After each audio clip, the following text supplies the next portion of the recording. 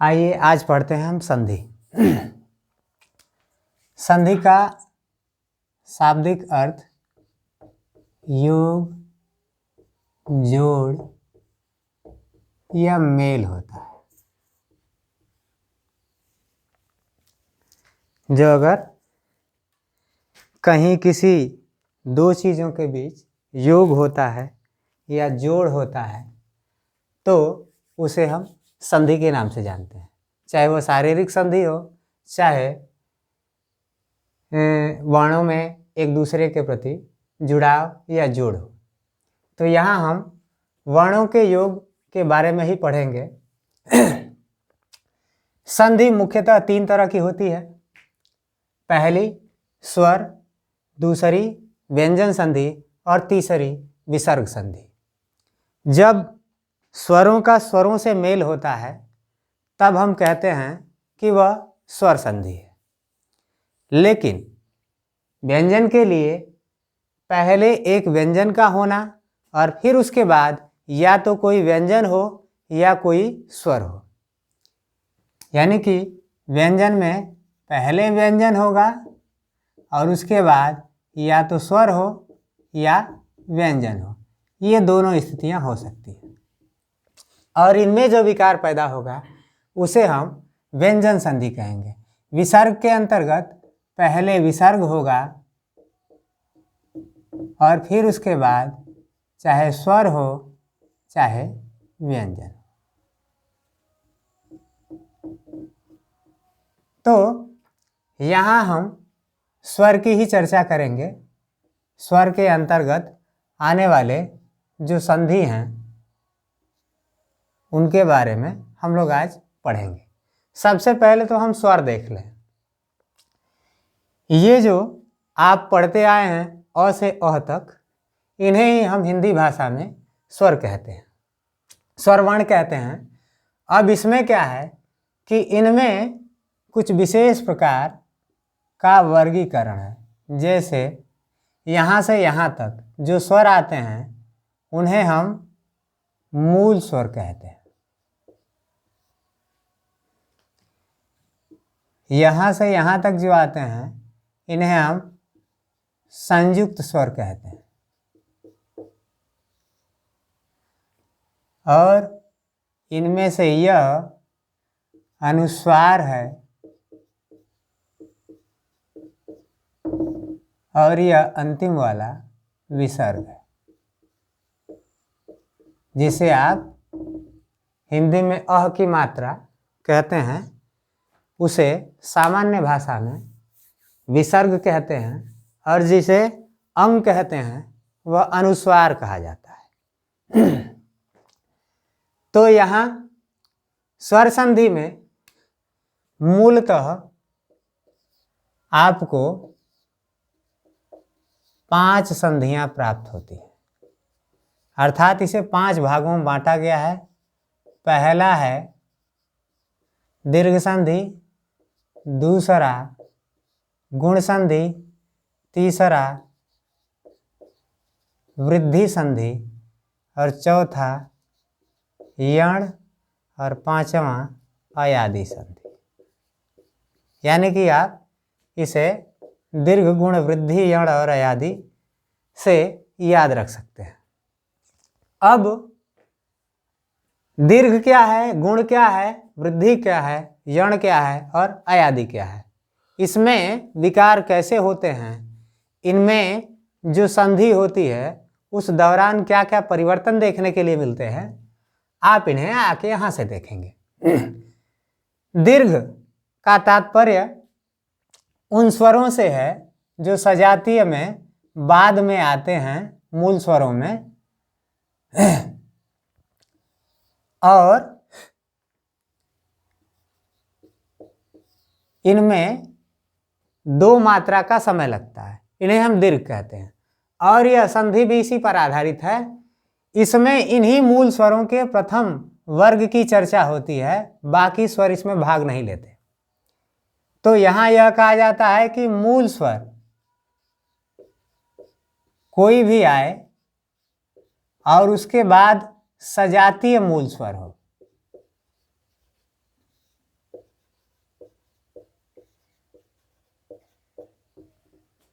तो उसे हम दीर्घ बना देते हैं। पहले मूल स्वर को समझ लीजिए। अ, ई, उ, री ये मूल स्वर है, लेकिन री इसमें शामिल नहीं होता, क्योंकि इसमें वही मूल स्वर शामिल होते हैं जिसमें लघु और दीर्घ दोनों पाए जाते हैं। री का भी दीर्घ तो होता है, लेकिन केवल संस्कृत में चलता है, हिंदी में उसे नकार दिया गया है, अर्थात उसका इस्तेमाल हिंदी में नहीं होता है। तो यहां मूल स्वरों में केवल अ से लेकर उ तक ही स्वर देखने के लिए मिलेंगे, क्योंकि यही इस संधि में भाग लेंगे। अब मूल स्वर के साथ सजातीय मूल स्वर का तात्पर्य है कि यदि अ या आ आया है तो उसके बाद इन्हीं में से कोई आना चाहिए, अ या आ में से ही। और जब ये दोनों मिलेंगे किसी के साथ भी, पहले के साथ या दूसरे के साथ, या इसको इसके साथ मिलाएं या इसको इसके साथ, किसी भी स्थिति में हम आ ही बनाते हैं जो दीर्घ होता है। अ लघु हो गया और आ दीर्घ हो गया। उसी तरह ई में से भी ई लघु हो गई और ई दीर्घ हो गया। उसी तरह उ भी लघु दीर्घ है, तो उसमें कोई भी छोटे के साथ बड़ा आए, बड़े के साथ छोटा आए, या छोटे के साथ छोटा आए या बड़े के साथ बड़ा आए, जैसा कि आप गणित में पढ़ते हैं, plus minus minus, minus plus minus, और माइनस माइनस प्लस तथा प्लस प्लस प्लस। लेकिन यहाँ ऐसी स्थिति देखने के लिए नहीं मिलती है। चारों कंडीशंस में यहाँ दीर्घ ही लिखा जाता है, चाहे प्लस लघु दीर्घ हो, चाहे दीर्घ लघु हो, चाहे लघु लघु हो, चाहे दीर्घ दीर्घ हो। हर दशा में हम अंत में दीर्घ ही बनाते हैं। जैसे हरि धन ईश है, तो यहाँ एक लघु आया है और एक यहाँ दीर्घ आया है, उसे हम किसी भी रूप में दीर्घ ही बनाएंगे, ये होगा हरीश।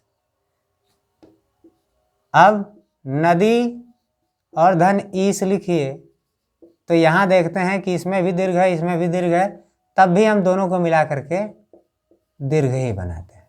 इस संधि का यही नियम है कि स्थिति चाहे जैसी हो, जब स्वर सजाती आते हैं तो उन्हें दीर्घ बना दिया जाता है। तो अब ध्यान दीजिए, यहां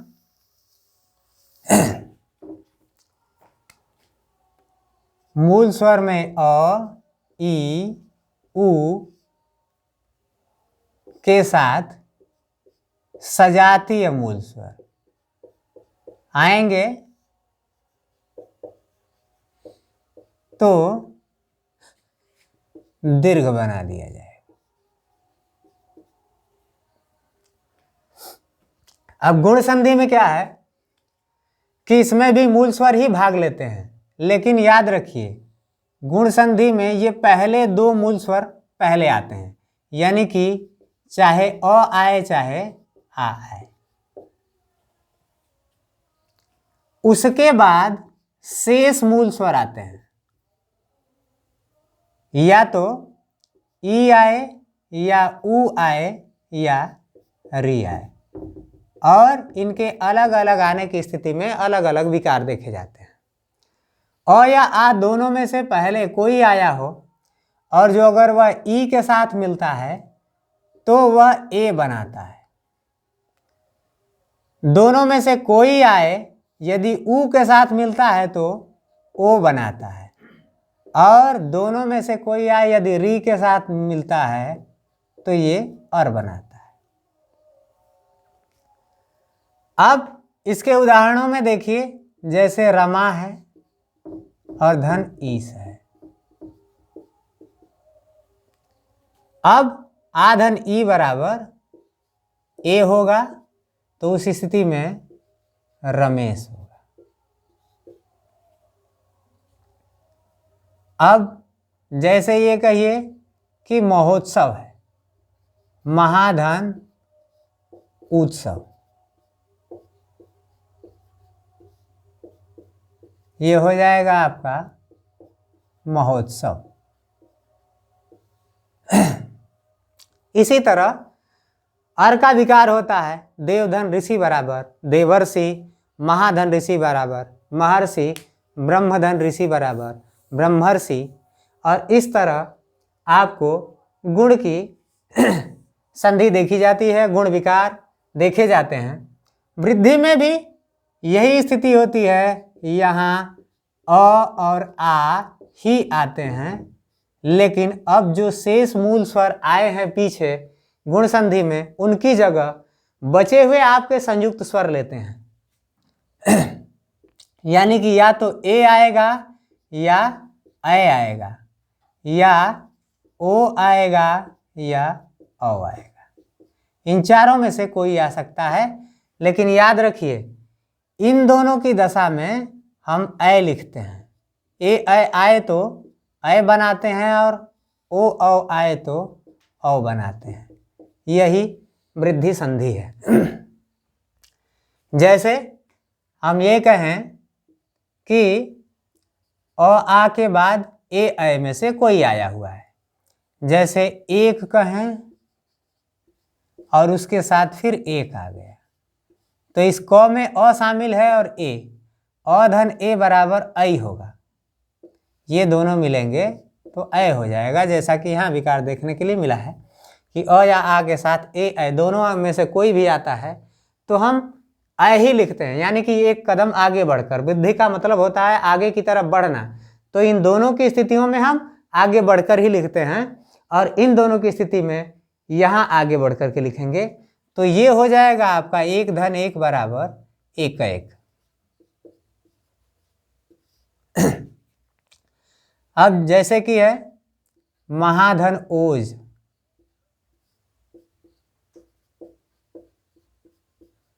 बराबर महौज। तो इस तरह के विकार इस वृद्धि संधि के अंतर्गत आपको देखने के लिए मिलेंगे। यानी कि अब यण संधि है। अब यहां देखिए, यहां के बाद थोड़ा सा परिवर्तन अगले में देखा जाएगा। अब तक तो यह अ आ ही इन दोनों में सबसे पहले आ रहा था, लेकिन अब यहाँ स्थिति बदलेगी। अ आ की जगह बचे हुए मूल स्वर लेंगे, यानी कि अब पहले या तो ई आएगा या तो ऊ आएगा या तो री आएगा। अब ई का मतलब दोनों ई समझिए और ऊ का मतलब दोनों ऊ। इनमें से कोई भी आ सकता है, चाहे छोटा हो चाहे बड़ा हो। इन तीनों में से कोई भी आए और इसके बाद जो आया है उसको छोड़कर कोई भी स्वर अर्थात विजातीय स्वर जो आया है वो नहीं बल्कि कोई और स्वर, तो इनमें एक विकार यह देखा जाएगा कि यदि ई के साथ विजातीय स्वर आता है तो ई को य बना देते हैं, और यदि ऊ के साथ कोई विजातीय स्वर आता है तो ऊ को व बना देते हैं, और यदि री के साथ कोई विजातीय स्वर आता है तो री को र बना देते हैं। यह विकार देखने के लिए मिलता है। यानी कि ई उ री के साथ कोई भी विजातीय स्वर आता है अर्थात असवर्णी स्वर, तो उस स्थिति में ई को य में परिवर्तित कर देते हैं, उ को व में और री को र में। जैसे कि अतिधन अंत, यहां ई आया हुआ है और यहां अ यानी कि असवर्णी है, तो ये दोनों मिलकर के य का निर्माण करेंगे। और ऐसी स्थिति में होगा आपका अ, त की मात्रा य बनेगी तो त आधा बच गया, और ई को हम य में बदल देते हैं। यह मात्रा अ जो पीछे लगी है वो इस पर सवार हो जाती है और न को विसर्ग में बदलेंगे या न ही छोड़ देंगे, तो ये स्थिति मिलेगी आपको अत्यंत की। जो अगर उकार का देखें तो सु धन आगत को देख लीजिए, यहां उकार और आ जो है अकार दोनों मिलकर के व का निर्माण करेंगे, जबकि यह स्वर हटते ही स आधा हो जाएगा, उ को व में बदल दिया जाएगा और यह आ की मात्रा इस व पर आकर के लग जाएगी, बचा गत, और स्थिति मिलेगी आपको स्वागत की। तो इस तरह के विकार यहाँ देखने के लिए मिलते हैं। ऋकार में मातृधन आज्ञा, मातृधन आदेश, पितृधन आज्ञा, पितृधन आदेश, इस तरह मात्राज्ञा, पित्राज्ञा, मात्रादेश और पित्रादेश जैसी संधियां इसके अंतर्गत हमें देखने के लिए मिलती है। अब आइए अयादि संधि के अंतर्गत। जैसा कि हम देख रहे हैं कि पहले आने की श्रेणी में मूल स्वर समाप्त हो चुके हैं। अब यहां देखेंगे कि बचे हुए संयुक्त स्वर हैं, तो जैसा कि नियम है कि सबको पहले एक बार आने का मौका मिलना चाहिए, तो ये संयुक्त स्वर कहते हैं कि हमें भी एक बार मौका दो। तो अयादि संधि में संयुक्त स्वरों को पहले आने का मौका दिया जाता है, यानी कि अब चाहे ए, चाहे ऐ, चाहे ओ या औ में से कोई पहले आएगा। और इसके बाद जो आया है उसको छोड़ करके कोई भी स्वर आ सकता है, यानी उन्हें हम कहेंगे विजातीय, असवर्णीय। और ऐसी स्थिति में इनमें जो विकार देखा जाएगा उसी को हम अयादि संधि कहते हैं। तो ए के साथ कोई विजातीय आता है तो ए को अय में बदल देते हैं। यदि ऐ के साथ विजातीय आता है तो आय में बदल देते हैं। और ओ के साथ कोई विजातीय आता है तो ओ का औ में विकार होता है, यानी कि औ में बदलाव होता है। औ के साथ यदि कोई विजातीय आता है तो आव में बदलाव होता है। और इस तरह से ये अयादि संधि हमें प्राप्त होती है। इसमें होता क्या है कि यदि ए, ऐ, ओ, औ के बाद कोई अलग से दूसरा स्वर आ जाए, यानी कि इनके सवर्णी न हो या इनसे अलग हो या इनकी जाति का न हो, तो उस स्थिति में ए को अय में बदल देते हैं, अय को आय में बदल देते हैं, ओ को अव में और औ को आव में बदल देते हैं। जैसा कि ने धन अन, आप न को ज्यों कहते हैं छोड़ेंगे, ऐसी स्थिति में मात्रा हट जाएगी तो न हलंत युक्त बचेगा। और ए को जैसा कि हमने नियम के अनुसार का बदलना है, अय में बदलना है, प्लस हो गया। और उसके साथ पीछे बचा हुआ है अन, तो यह अ इसको मिलकर के पूरा करता है, यानी पूरा न, और यह अ इसको मिलकर के पूरा करता है, यानी पूरा य, और अंत में न बचा हुआ है, आपको प्राप्त होता है नयन। उसी तरह चे का चयन, से का शयन इत्यादि देखने के लिए मिलते हैं। उसी तरह जो अगर ऐ का विकार देखा जाए तो नय धन अक बराबर ये हो जाएगा न हलंत युक्त, और अय का विकार होगा, यहां देखेंगे आय और बचा अक, ये हलंत युक्त होगा। तो यह आ इसको पूरा करेगा यानी कि ना, और अ इसको पूरा करेगा यानी य, और क आकर लगेगा, आपको नया स्वरूप प्राप्त होगा नायक। इसी तरह ओ में पवन, गमन इत्यादि विकार देखने के लिए मिलेंगे। और औ में, औ का आव में बदलने के लिए जैसे नाविक है, ये सब उदाहरण इसके अंतर्गत देखने के लिए मिलेंगे। तो इस तरह से यह स्वर संधि के ये पांचों संधियां समाप्त होती हैं। अब आगे एक बार फिर से इसको गौर से देख लीजिए एक नज़र में। दीर्घ संधि के अंतर्गत मूल स्वर ही आते हैं पहले, और बाद में उसी जाति का मूल स्वर आएगा और उसे किसी भी दशा में आए, चाहे छोटा आए चाहे बड़ा आए, दोनों को मिलाकर के दीर्घ बना देते हैं। गुण संधि के अंतर्गत अ आ पहले आते हैं और शेष बचे हुए ई उ री बाद में आते हैं। यदि अ ई के साथ मिलता है तो ए हो जाता है, उ के साथ मिलता है तो ओ हो जाता है, और री के साथ मिलता है तो अर हो जाता है। वृद्धि संधि में अ या आ के बाद बचे हुए शेष स्वर, संयुक्त स्वर आते हैं, और उनकी जगह पर यह दोष देखने के लिए मिलता है कि हम वृद्धि वाला स्वरूप दिखाते हैं, यानी ए आने की स्थिति में ऐ ही लिखते हैं, और यदि ओ औ बाद में आता है तो दोनों की जगह पर औ लिखते हैं। यण संधि में ई उ री यानी कि शेष मूल स्वर पहले आते हैं और उसके बाद कोई विजातीय आता है, तो उस स्थिति में ई की जगह पर य बन जाता है, उ की जगह पर व और री की जगह पर र बन जाता है। अयादि संधि में अंत में जो संयुक्त स्वर हैं उन्हें पहले आने का मौका मिलता है और उसके बाद यदि कोई विजातीय स्वर आता है तो ए का अय बना देते हैं, अय का आय बना देते हैं, ओ का अ बना देते हैं, औ का आव बना देते हैं। और इस तरह ये स्वर संधि हमें विकार युक्त देखने के लिए मिलते हैं, या इनमें जो परिवर्तन है वो इसी प्रकार देखने के लिए मिलता है। तो ये थी स्वर संधि। देखने के लिए धन्यवाद। जो अगर वीडियो अच्छा लगा हो तो लाइक शेयर करें, साथ ही चैनल को सब्सक्राइब कर दें। धन्यवाद।